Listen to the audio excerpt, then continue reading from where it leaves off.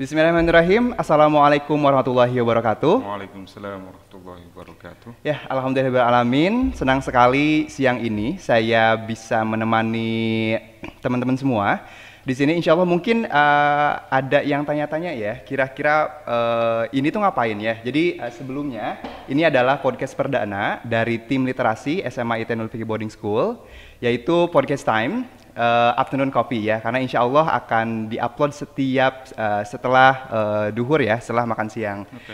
Nah, jadi podcast time itu apa sih dan buat apa sih? Nah, jadi di SMA itu,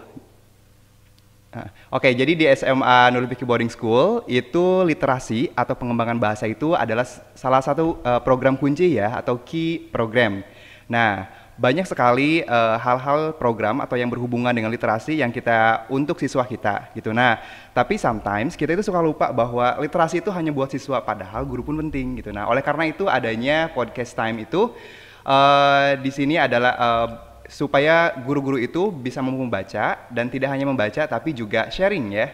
Tapi juga sharing buku apa yang telah dibaca selama 1 bulan. Jadi programnya itu adalah 1 buku, 1 guru selama 1 bulan atau one teacher, one book, and 1 month ya. Jadi kita sharing. Nah, karena ini acara perdana, jadi alhamdulillah telah hadir bersama kita sosok yang sangat luar biasa. Langsung aja, coba langsung perkenalkan diri. Aduh.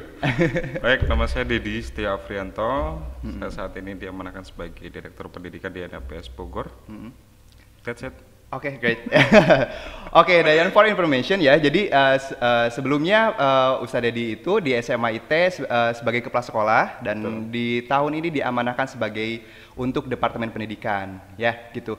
Dan nah, kenapa harus Ustadz Dedi adalah yang pertama? Karena Ustadz Dedi itu bukan hanya seorang yang pembaca yang baik, tapi memang beliau pun sudah banyak menelurkan buku-buku ya, menuliskan buku-buku, alhamdulillah juga sebagai penulis aktif di media Nusantara ya, di salah satu media Nusantara. Nah, mungkin bukunya dulu Pak. Buku apa sih yang sudah dibaca dulu? Yang sudah ditulis dulu? Buku Pak Dedi. Betul. Selain menulis buku, saya juga berusaha untuk tetap disiplin ya, menulis artikel ya di blog dan seterusnya. Untuk buku saat ini yang sudah terbit ya, itu tentang teknologi. Yang pertama adalah The Power of On Cloud, itu seputar bagaimana kita mengelola cloud storage sih di sebuah lembaga atau di organisasi kita secara mandiri. Sehingga teman-teman harapannya ketika bisa ngebaca itu dan memahami itu bisa mempraktekkan. Kok saya jadi promo ya? Iya, nggak apa-apa. Ini sekalian. Berikutnya ada 2 edisi begitu. Terus berikutnya ya, ada juga, nah ini saya bawa juga, yaitu terkait dengan masa-masa sekarang ini sebenarnya yang dimana banyak lembaga pendidikan, ini judulnya Easy Learning, cara mudah menerapkan e-learning dari A sampai Z untuk pemula. Jadi isinya memang dari strategik ya, untuk tataran manajemen agar bisa merumuskan apa sih sebenarnya komposisi terbaik ketika sebuah lembaga pendidikan itu ingin membuat e-learning di dalam lembaganya, sampai dengan tahapan tataran teknis ya, hal-hal konfigurasi dan seterusnya di situ. Selain buku-buku ini saya juga aktif ngeblog ya di dedistio.net ya. Teman-teman bisa cek ya. Oke, nanti ada di bawah. Di bawah, terima kasih. Dan sebenarnya ya itu ini sih keterbutuhan terkait dengan terus ingin mengasah diri, melatih diri. Belum tentu paling pintar atau paling ini ya, enggak juga, karena sebenarnya kebutuhan saya adalah karena saya ingin terus belajar begitu. Betul. Ingin terus belajar. Nah, karena awalnya juga saya itu kan basicnya orang IT ya, orang komputer yang seneng ngoprek gitu ya. Ngoprek tentang alat A, tentang alat B, teknologi A, teknologi B, terus daripada lupa, terakhirnya dituliskan di situ di blog itu. Kalau akhirnya ya ada teman-teman yang membaca itu terus merasakan manfaat, ya alhamdulillah banget gitu di situ. Jadi upaya untuk reflektif saja nulis. Iya. Betul. Ya, jadi dan ya selain reflektif juga sometimes kita juga ketika ada sesuatu yang kita tulis, jadi kita ada demand ke kita, ada tuntutan ke kita untuk baca yang lebih banyak.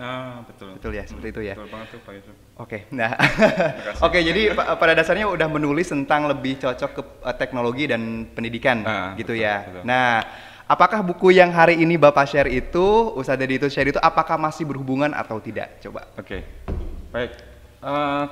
Terakhir ketika teman-teman menghubungi saya Ya. ya, apa bacaan yang sedang dibaca saat itu, ya, beberapa hari yang lalu, ya. Nah, saya ngebaca ini nih bukunya Thank You for Being Late. Ini tulisan dari Thomas Friedman, membangun optimisme untuk melangkah maju di era akselerasi. Ya, kalau ditarik-tarik ada benang merahnya sih dengan keterbutuhan kita terkait dengan teknologi saat ini, ya. Kalau direlasikan dengan pendidikan, ya ada juga sebenarnya di situ kaitannya. Oke, jadi nggak jauh-jauh dari teknologi sebenarnya ya. Ya, betul. Walaupun judul bukunya itu Thank You for Being Late, itu mungkin perception ya, mungkin maksudnya itu apa sih gitu ya. Nah, oke, untuk mengupas bukunya, sebelum kita isinya nih, alasannya kenapa sih mau baca buku seperti ini tiba-tiba? Oh ya, pertama itu kekepoan saya mungkin ya, rasa ingin tahu saya. Jadi beberapa waktu yang lalu, beberapa bulan yang lalu, saya itu membaca tulisan ya di artikel The New York Times ya, tulisan Thomas Friedman ini tentang bagaimana kehidupan dunia yang nantinya akan berubah pasca pandemi. Jadi after pandemic ya, tentang pendidikan gitu ya, yang akhirnya apa sih di dunia masa depan itu yang akhirnya berubah, bergerak. Saya tuh ingin mendalami lebih lanjut tentang isi itu, dan kemudian dilanjutkan dengan wah, siapa ini sebenarnya si Thomas Friedman itu gitu kan. Akhirnya saya searching, saya googling segala macam, ketemu bahwa oh ya, selain beliau sebagai kolumnis aktif di The New York Times itu, memang beliau ini adalah seorang figur jurnalis yang berprestasi juga gitu. 3 kali ya the Pulitzer Prize Award tingkat internasional beliau dapatkan ya, laporan investigasi internasional, dan saya kira beliau menjadi seseorang yang cukup berpengaruh ya dalam dunia kepenulisan, dan memiliki karakteristik ketika dia nuliskan itu, dia cara pandangnya jauh ke depan, jadi futuris gitu loh. Ada hal-hal yang barangkali kita sebagai orang awam melihat masa saat ini dengan kondisi yang ada, dinamika saat ini, kita cenderung memahaminya sebagai sebuah peristiwa. Tapi kalau untuk orang-orang tertentu yang punya kapasitas melihat jarak jauh di masa depan, dia menganggapnya bahwa ini ada roda nih yang sedang bergerak. Antar geriginya saling berkaitan satu sama lain. Kira-kira gitu. I see. Oke, jadi mungkin dari ketertarikan itu ya, jadi karena sudut pandang yang memang tidak banyak orang lakukan gitu ya, melihat peristiwa nggak cuman peristiwa, tapi beliau meyakini bahwa ini itu ada keterkaitannya atau intersection dengan kejadian lainnya, atau bahkan bisa jadi adalah siklus yang memang terjadi. Ya, oke. Jadi alasannya sebenarnya karena tertarik di beliaunya ya, karena baca salah satu kolomnya di New York Times, dan kemudian tiba-tiba oke, kayaknya ini orangnya keren gitu ya, kemudian pilih buku ini, gitu ya. Iya, betul begitu. Oke, nah tapi dari judulnya ini menarik nih. Kenapa why should be thank you for being late? Why we have to thank you to someone that come late? Okay, because I love late. Oke, right. No. Lu nyindir nggak ya? Oke.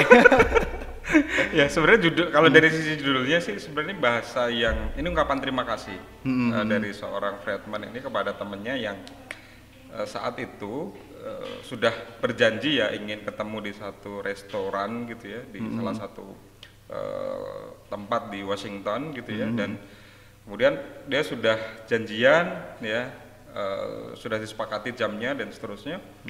Akhirnya di jam yang sudah ditentukan sudah datang lebih awal, ternyata belum datang tuh temennya gitu loh. Nah di dalam masa penungguan itu ya, ini untuk orang-orang yang sedang menunggu. Iya, oke. Tipsnya bagus nih. Gimana? Jadi yang menunggu itu harus kayak gimana? Nah, orang yang menunggu tuh akhirnya dia punya kesempatan untuk me time, untuk kesempatan untuk melakukan perenungan gitu ya. Sebenarnya waktunya mungkin singkat ya, cuma nampaknya mendalam banget. Kenapa sih si kawan saya ini telat? Dan barangkali kalau suatu saat kita masuk kepada fase di mana era transportasi itu sudah semakin canggih, di mana konektivitas antara satu perangkat peralatan itu sudah bisa terhubung, barangkali orang nggak telat lagi ya. Oke, sampai pada akhirnya beliau terus gitu berpikir dan bereksplorasi, dan akhirnya menginvestigasi dan mewawancarai orang-orang yang beliau tentukan gitu ya, sehingga dapatlah itu clue-clue di situ tentang buku ini. Oke, jadi isinya itu, I see. Jadi isinya itu dia karena waktu kosong tadi ya, mungkin gak main gadget ya. Kalau saya waktu kosong kayaknya main gadget ya, sambil kesel itu main gadget kayaknya. Nanti buka-buka sosial media ya. Ternyata beliau merenungkan mungkin ya hal-hal yang memang kok orang ini bisa telat dan segala macam gitu ya. Dan kemudian mungkin dia menemukan formula-formula yang mencari data-data dari orang-orang yang luar biasa dan isinya ada di sini. Kita itu lanjut ke pertanyaan selanjutnya, Pak. Siap. Ya, jadi karena banyak banget nih, itu kira-kira kenapa dia harus mewawancarai orang-orang itu? Jadi asal muasal berpikirnya sebenarnya begini nih. Kita tuh sekarang hidup ya di abad 21 dengan era kecepatan yang sangat luar biasa, perubahan yang sangat luar biasa, dinamika ya, perkembangan-perkembangan sebagaimana kita nikmati saat ini. Tapi sebenarnya kalau agak mundur sedikit, apa sih yang menyebabkan hal itu semua bisa terjadi kan gitu ya? Nah, menurut beliau ada semacam namanya roda penggerak ya. Roda penggerak itu yang pada akhirnya antar geriginya bersambungan antara satu dengan yang lain, sehingga ketika poros ini berputar maka akan mengakibatkan putaran-putaran berikutnya. Itu ada di 3 hal ya. Yang pertama adalah tentang teknologi, yang kedua globalisasi, yang ketiga alam. Ada di 3 penggerak itu. Nah, kemudian di 3 penggerak itulah yang merubah, yang mengakibatkan dunia ini bergerak sampai dengan saat ini gitu ya. Misalkan kalau saya sedikit ekspor tentang bagaimana teknologi yang kita nikmati sekarang ya dengan kecepatan yang sedemikian tinggi ya. Muasalnya dari mana? Oh, ternyata gini. Tahun 1965 ada hukum Moore ya waktu itu, dan beliau itu seorang engineer di Intel ya, menyampaikan bahwa jadi sebenarnya kecepatan perkembangan microchip ya itu eksponensial. Jadi setiap 2 tahun itu bisa meningkat minimal 2 kali lipat gitu ya. Di tahun 2008 ya, di tahun 2008 di mana 1 mm persegi saja ya IC begitu, dia bisa menempatkan sampai dengan 3 jutaan ya, 3 jutaan chips yang bisa ditanam di situ. Tapi di tahun 2018 sampai dengan perkembangan yang sangat luar biasa, 1 mm persegi itu bisa sampai sekian ratus ya, peningkatan berikutnya gitu, sampai 100 juta kalau nggak salah ingat saya. Sehingga makin kecil daya tampungnya lebih luas dan ternyata lebih murah. Nah, dari situlah ibaratnya pangkal dari ini semua. Nah, itu ketemu dengan momentum adanya internet, sehingga muncullah terminologi digitalisasi itu. Ketemu di tahun 2007. Apa yang terjadi di 2007? Banyak peristiwa-peristiwa penting yang sadar atau enggak, di tahun 2007 itu banyak hal ya, misalkan Facebook mulai terbuka gitu kan, bisa diakses oleh orang. Berikutnya Google launching Android ya di situ. Steve Jobs waktu itu mengumumkan adanya iPhone ya. Itu mulai di tahun 2007, dan hal-hal yang lain ya, ada Hadoop ya. Hadoop itu big data ya, perusahaan big data di mana banyak teknologi di sana. Ada GitHub ya. Kalau orang-orang komputer tahu pasti itu macam satu portal kolaborasi bersama semua programmer di dunia gitu ya, sehingga bisa saling sharing terkait dengan itu. Itu di poros pertama ya. Oke, saya lebih menunggu untuk bertanya daripada saya, karena itu banyak banget 500 elemen ya. Oh gitu ya. Ya, oke, I see. Oke, karena ini berat sih. Oke, jadi apa ya? Oh ya, jadi suatu kejadian itu dipicu oleh kejadian lain ya gitu ya. Kalau yang di buku ini mungkin yang diceritakan ada tadi ada teknologi, alam sama globalisasi ya. Jadi ya memang itu sesuatu yang memang kita sadarinya sekarang terjadi, padahal itu tuh adalah runtutan rentetan kejadian-kejadian dari dulu gitu ya, sehingga memicu yang sekarang kayak gitu ya. Nah, berarti kalau misalnya dari intinya itu ya, kalau tadi dari sudut teknologi nih, kalau misalnya dari sudut apa tadi, ada lingkungannya itu, alamnya gimana? Sebenarnya yang kedua, roda kedua itu globalisasi.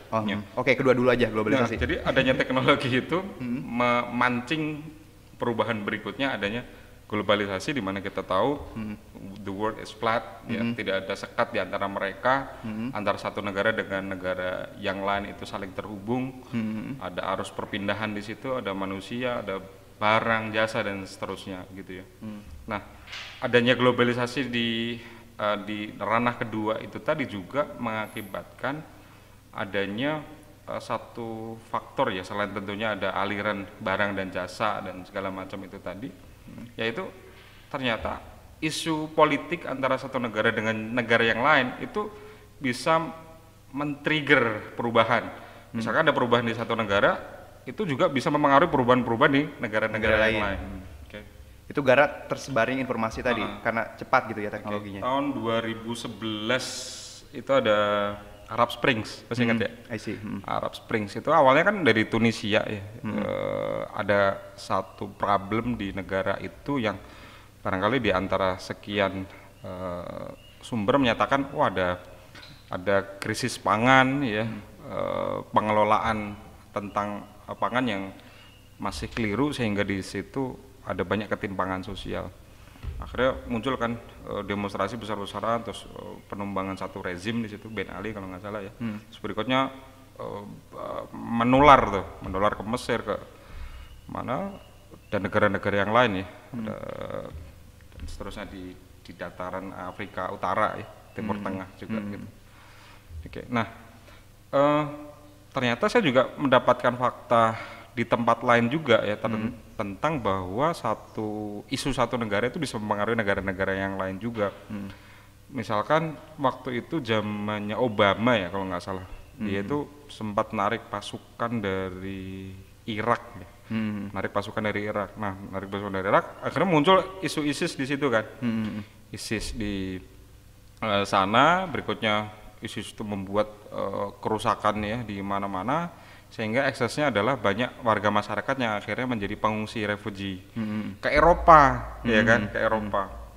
Eropa mengalami kegelisahan juga gitu kan, karena kedatangan pengungsi dari berbagai macam negara. Betul. Jadi satu negara eksesnya kepada negara-negara yang lain, dan itu memang real bisa didapatkan di situ.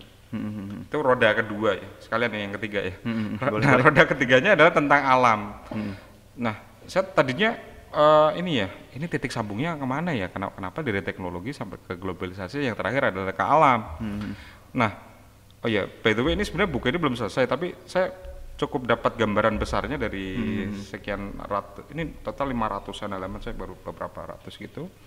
Dan apa namanya, tentang alam ini juga bicara, kita tahu kan perubahan dunia, efek dari perubahan perkembangan teknologi itu akhirnya ada revolusi industri yang pertama, ada mesin uap dan seterusnya kalau teman-teman belajar juga di situ kan. Nah, di situ kan muncul pabrik, muncul segala macam kan perusahaan. Nah, pada akhirnya ngakses ke sumber daya alam yang dikelola oleh manusia. Yang di dalam pengelolaannya tentu saja yang kita lihat bisa jadi ada ketimpangan di situ, bisa jadi ada penggundulan hutan ya, terus berikutnya ada bencana-bencana yang pada akhirnya berimbas, alam juga ikut merasakan itu, merespon ya hal-hal itu ya. Jadi itu ada roda yang saling berpengaruh ya, satu dengan yang lainnya kira-kira. Oke. Yang menarik itu yang tadi sih, yang teknologi itu pasti sebenarnya menciptakan globalisasi gitu ya. Satu yang terjadi di satu negara bisa jadi terjadi di negara lain. Nah, dan di situ tuh kalau saya itu ngelihat bahwa sesuatu yang terjadi itu memang binary opposition ya. Ada sisi baiknya, ada sisi buruknya gitu ya.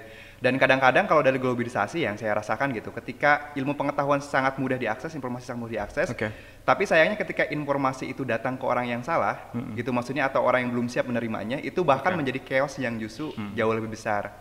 Misalnya kayak banyak sekali ya, maksudnya kayak effort dari, maksudnya kayak pemerintah di Indonesia misalnya, membuat sebuah program, padahal dari segi demografi kita berbeda, alam kita berbeda. Tapi maksudnya ada warga-warga yang memang dapat informasi di negara ini kayak gini loh gitu. Jadi membanding-bandingkan, tapi tanpa melihat kondisi yang ada di Indonesia gitu. Jadi seakan-akan apa yang dilakukan misalnya sama pemerintah atau pihak siapapun itu buruk gitu. Padahal belum terlalu paham keadaannya seperti apa. Gitu sih, maksudnya kayak kalau yang saya rasakan ya, kayak misalkan sekarang karena mudahnya informasi itu gitu. Kemudian kayak manusia mungkin lebih aware kayak saya itu nggak kayak refugees tadi, ternyata refugees itu kalau dulu kan saya nggak tahu nih ternyata di Indonesia itu banyak refugees gitu ya. Dan informasi itu mungkin memang apa sih namanya kalau dulu itu hal-hal seperti itu hanya diketahui oleh pemerintah dan pemerintah bisa mengencounter sendiri. Tapi kalau sekarang itu masyarakat biasa pun yang nggak tahu, oh ada gitu. Dan itu tidak selalu memunculkan sesuatu yang baik. Jadi malahnya kayak, oh gimana nih kompetisi di negara kita jadinya lebih ABCD gitu. Padahal hal-hal itu tuh maksudnya kejadian di negara lain bisa jadi berbeda dengan masa sekarang. Gitu sih. Jadi yang teknologi globalisasi. Kemudian sama yang alam, yang tadi mungkin karena teknologi jauh semakin apa namanya? Maju ya, jadi manusia mungkin memiliki yang tadinya tidak kepikiran untuk mengeksploitasi lebih dalam, sekarang lebih dalam lagi. Eksploitir. Iya.